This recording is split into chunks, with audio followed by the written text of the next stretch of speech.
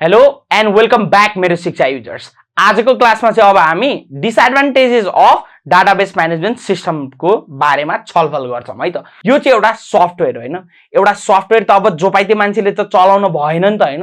अब डिबिएमएस चलाउन र मेन्टेन गर्न, डाटाहरूलाई मेन्टेन गर्न चाहिँ को चाहिँ चाहिने भन्दाखेरि एकदमै स्किल्ड म्यान पावर चाहिँ चाहिने हो होइन। जो चाहिँ के हो त भन्दाखेरि चाहिँ अपरेट गर्न चाहिँ एक्सपेन्सिभ पर्न जान्छ। स्किल्ड म्यान पावरको स्यालेरी चाहिँ त्यति नै एक्सपेन्सिभ नै हुन्छ जति ऊ स्किल्ड हुन्छ होइन। त्यस्तै गरी अर्को बेफाइदा के हो त भन्दाखेरि चाहिँ अब हाम्रो के हुन्छ त भन्दाखेरि अब हामीलाई डाटाबेस सेटअप गर्नको लागि पहिलो कुरो भनेको त हामीलाई कम्प्युटरै राम्रो हुनुपर्छ होइन।